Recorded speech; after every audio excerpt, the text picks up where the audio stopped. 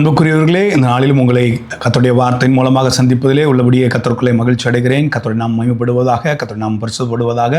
இந்த நாள் தியானத்திற்கென்று நேற்று தினத்தினுடைய தொடர்ச்சியை நாம் தியானிக்க போகிறோம். சகரியா எலிசபெத்தின் தம்பதி கர்த்தரிட்ட சகல கற்பனைகளின்படியும் நியமங்களின்படியும் கர்த்தருக்கு பயந்து வாழ்ந்த ஒரு தம்பதிக்கு பிள்ளை இல்லை.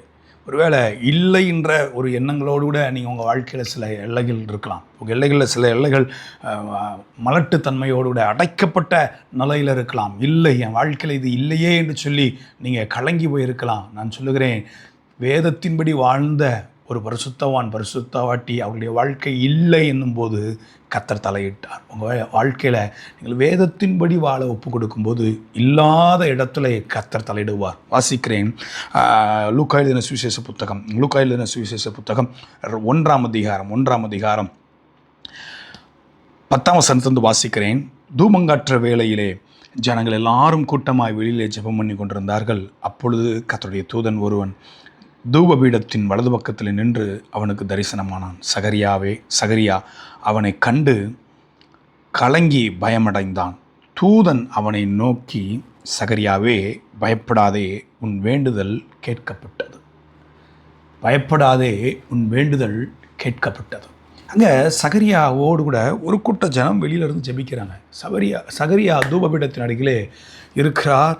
அங்கு தரிசனமான தேவதூதன் அவரை குறித்து தேவதூதனே 19ஆம் வசனத்திலே 1ஆம் அதிகாரம் 19ஆம் வசனத்தில் தேவதூதன் தன்னை குறித்து சகரியாவிட்ட சொல்லும்போது, தேவதூதன் அவனுக்கு பிரதியுத்தரமாக, நான் தேவ சன்னிதானத்தில் நிற்கிற காபிரியேல் என்பவன். தன்னை குறித்து தேவதூதன் சொல்லும்போது, நான் காபிரியேல், நான் தகவல் சொல்ல வந்த தூதன், உனக்கு ஒரு கர்த்தருடைய வார்த்தையை சொல்ல வந்த தூதன்.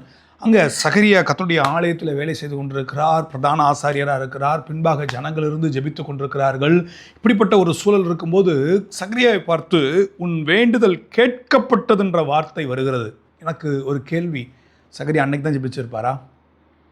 அன்னைக்கு ஜெபிச்ச ஜெபம் தான் கேட்கப்பட்டிருக்குமா? பிள்ளை இல்லை. எலிசபெத்தை குறித்து பார்க்கிறோம், மலடி, பிள்ளை இல்லை, வயது சென்றவள். அப்போ தான் ஜெபிச்சிருப்பாங்களா? எத்தனையோ நாட்களுடைய வேண்டுதலாக கண்டிப்பாக இருந்திருக்கும். பிள்ளை இல்லை, மலடியாக இருந்தால் உன் வேண்டுதல் கேட்கப்பட்டது என்று சொல்லி ஒரு செய்தி வருது. இப்போ கேட்கும்போது ஒரு சந்தோஷம் உண்டாக வேண்டும். ஆனால் சகரியாவுக்கு நடந்த காரியங்கள் நீங்கள் பாருங்களேன்.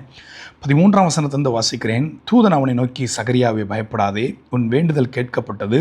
உன் மனைவியாகிய எலிசபெத் உனக்கு ஒரு குமாரனை பெறுவாள். அவனுக்கு யோவான் என்று பெயரிடுவாயாக. உனக்கு சந்தோஷம் மகிழ்ச்சியும் உண்டாகும். அவன் பிறப்பு நிமித்தம் அநேகர் சந்தோஷப்படுவார்கள். பிள்ளைக்கு என்ன பெயர் வைக்க வேண்டும் என்று சொல்லி எழுதப்பட்டாயிற்று. பிள்ளைக்கு என்ன பெயர் வைக்க வேண்டும் என்று சொல்லி தேவ சன்னிதானத்திலிருந்து வார்த்தை வந்துவிட்டது. அதோடு கூட உனக்கு சந்தோஷம் மகிழ்ச்சியும் உண்டாகும். அவன் பிறப்பு நிமித்தம் அநேகர் சந்தோஷப்படுவார்கள். அநேகர் சந்தோஷப்படுவார்கள். தொடர்ந்து 16ஆம் வசனங்களை வாசிக்கும் 16ஆம் வசனம் கூட நான் வாசிக்கிறேன். அவன் இஸ்ரவேல் சந்ததியார்கள் அநேகரை அவர்கள் தேவனாகிய கர்த்தரிடத்துக்கு திறப்புவான். அநேகர் கர்த்தரிடத்தில் திருப்புகிற ஒரு பிள்ளையாக இருப்பான். அநேகருக்கு அது மகிழ்ச்சியாக இருக்கும். உனக்கு சந்தோஷமும் மகிழ்ச்சியும் உண்டாகும் என்று சொல்லுகிற ஒரு செய்தி வருகிறது தேவ சமூகத்தில் இருந்து. ஆனால் சகரியா அதை ஏற்றுக்கொள்ளக்கூடிய இருதயங்களுடையவனாக இருந்தானா? வாசிக்கும்போது 18ஆம் வசனத்தை வாசிக்கிறேன். அப்பொழுது சகரியா தேவதூதனை நோக்கி, இதை நான் எதனால் அறிவேன்? நான் கிழவனாக இருக்கிறேன். என் சத்தத்தை கேட்கிற தேவஜனம், இந்த பண்டிகை நாட்களில் இல்லை, அநேக காரியங்களை நீங்கள் இழந்திருக்கலாம். அநேக காரியங்கள் உங்களுக்கு இல்லாமல் இருக்கலாம். உங்கள் வாழ்க்கை அது கிட்டாமல் இருக்கலாம். இன்றைக்கி கர்த்தர் வாக்கு கொடுக்குறார், கர்த்தர் பேசுகிறார். உங்களுக்கு இல்லைன்ற இடத்துல கர்த்தர் தலையிட விரும்புகிறார். நீங்கள் கர்த்தரிட்ட சகல கற்பனைகளின்படியும் நியமங்களின்படியும் வாழ உங்களை அர்ப்பணிக்கும் போது சகரியாவுக்கு வாக்கு கொடுக்கறது போல நமக்கும் அநேக வாக்குகள் கொடுத்துருக்கலாம். அநேக வார்த்தைகளை நம்ப பண்ணியிருக்கலாம். வசனங்களை நம்ப பண்ணியிருக்கலாம். தாவீதும் ஜெபிக்கும்போது ஜெபிக்கிறா, நீர் என்னை நம்ப பண்ணின வசனங்களை நினைத்தரலும். இந்த வருஷ கடைசியில் கேளுங்க, ஆண்டவருடைய சமூகத்தில், ஆண்டவரே, இந்த வார்த்தையை நினைத்தரலும் என்று சொல்லி. ஆனால் சகரியா அப்படி அல்ல. இதை நான் எப்படி முடியும்? இது எப்படி நடக்கும்? நான் கிழவனாக இருக்கிறேன், என் மனைவி வயது சென்றவளாக இருக்கிறாளே என்றான். 18ஆம் வசனத்தில். 19ஆம் வசனத்தில் தேவதூதன் பேசுகிறான். நான் சொல்ல வேண்டிய விஷயத்தை நான் சொல்ல விரும்புகிறேன். 19ஆம் வசனம், தேவதூதன் அவனுக்கு பிரதியுத்தரமாக, நான் தேவ சன்னிதானத்தில் இருக்கிற காபிரியல் என்பவன், உன்னுடனே பேசவும் உனக்கு இந்த செய்தியை அறிவிக்கவும் அனுப்பப்பட்டு வந்தேன். என் வேலை இதுதான். ஆனால் 20ஆம் வசனத்தில் ஒரு எச்சரிப்பும் வருகிறது. இதோ தகுந்த காலத்தில் நிறைவேறப் போகிற என் வார்த்தைகளை நீ விசுவாசியாதபடியால் இவைகள் சம்பவிக்கும் நாள் மட்டும் நீ பேசாமல் ஊமையாயிருப்பாய் என்றான். இவைகள் சம்பவிக்கும் நாள் மட்டும் நீ பேசாமல் ஊமையாக தான் இருப்ப. ஏன்னா தகுந்த காலத்தில் கோடு போடுற பழக்கம் இருந்தால் தகுந்த காலம் விசுவாசியாதபடினால்ன்றதுல கொஞ்சம் அழுத்தி கோடு போட்டு வச்சுக்கோங்க. தகுந்த காலம், தகுந்த வேலை என்பது நம்முடைய வாழ்க்கையில் உண்டாக வேண்டும்.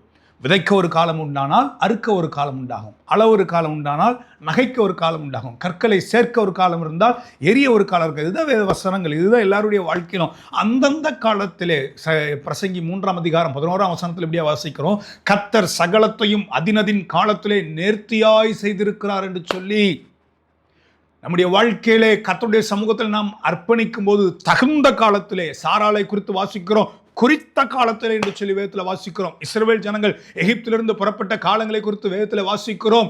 அன்றைய தினமே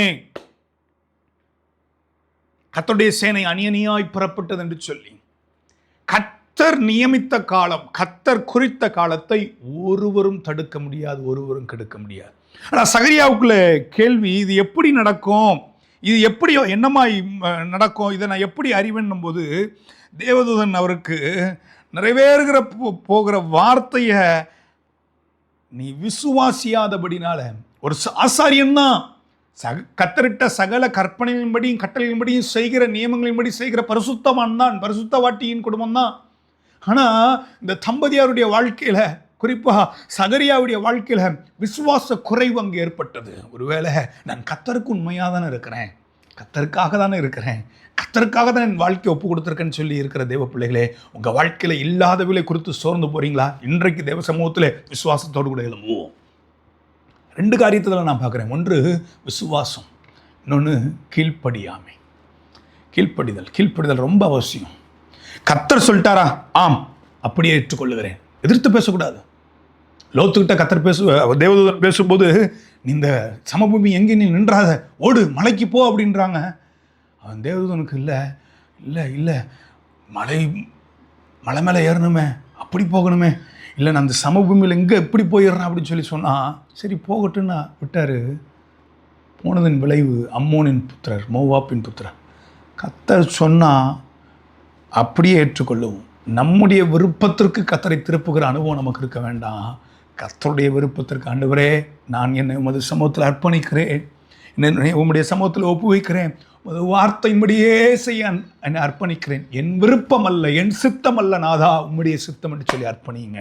அன்றைக்கு வயதான ஒரு தம்பதி, உண்மையும் உத்தமமாய் வாழ்ந்த ஒரு தம்பதிக்கு யோவான் என்ற பிள்ளையை, யோவான் ஸ்தானகன் என்ற பிள்ளையை கர்த்தர் கொடுத்து ஆசீர்வதிப்பார் என்றால், உங்களையும் என்னையும் எந்த எல்லையில் மலடு நம்முடைய வாழ்க்கையில் இருக்கிறதோ, ஒருவேளை பொருளாதாரத்தில் சில மலட்டுத்தன்மைகள் இருக்கலாம், கடன் பிரச்சனைகள் நம்மை நெருக்கலாம், என்ன தெரியல, நாவில உணர்த்தி வைக்கப்பட்டு நான் பேசுகிறேன், ஏதோ ஒரு பாதிப்பு இல்லை, வாழ்க்கை ஃபுல்லாக இப்படியே போயிருமா நீங்கள் நினைக்கலாம். இன்றைக்கு கைகளை உயர்த்து ஜெபம் பண்ணுங்க, அர்ப்பணிங்க. நான் விசுவாசிக்கிற ஆண்டவர் இன்னார் என்பதை நான் அறிந்திருக்கிறேன், என்னை முழுமையாக நான் அர்ப்பணிக்கிறேன்னு சொல்லி அர்ப்பணிப்போம். கர்த்தர் நம்மை நடத்துகிறதற்கு கர்த்தர் போதுமானவராக இருக்கிறார். கர்த்தர் தாம் இந்த வார்த்தைகளை ஆசீர்வதிப்பாராக. கண்களை மூடி ஜெபிப்போமாம். தகப்பனே, உம்மை நன்றியோடு கூட துதிக்கிறோம், நாங்கள் ஸ்தோத்திரிக்கிற ராஜா. ஆண்டவரே, எங்களுக்குள்ள இருக்கக்கூடிய கீழ்ப்படியாமை என்னக்கூடிய பாவம், அவிசுவாச எண்ணங்கள், இவைகள் எல்லாவற்றையும் கர்த்தர் எடுத்து போடுங்க ஆண்டவரே. விசுவாசத்தோடு கீழ்ப்படிதலுக்குள்ள அர்ப்பணிக்க நாங்கள் எங்களை ஆண்டவரை ஒப்புவிக்கிறோம். வேத வசனத்துக்கு எங்களை அப்படியே அர்ப்பணிக்கிறோம். தகுந்த காலம், குறித்த நேரம் வரும்போது, அன்றைய தினமே என்று சொல்லி இஸ்ரவேல் ஜனங்களை குறித்து நாங்கள் பார்க்கிறோமே, அந்த காலங்கள் வரும்போது சரியாய் நீங்கள் எங்களை நடத்த போதுமானவராக இருக்கிறீர். நீர் நியமித்த காலத்துக்கும் நேரத்திற்கும் எங்களை அர்ப்பணித்து ஜெபிக்கிறோம். கர்த்தர் மகிமை அடைங்க. தேவ சித்தத்துக்கு ஒப்புவிக்கிறோம். இயேசுவின் மூலம் பிதாவே, ஆமென், ஆமென்.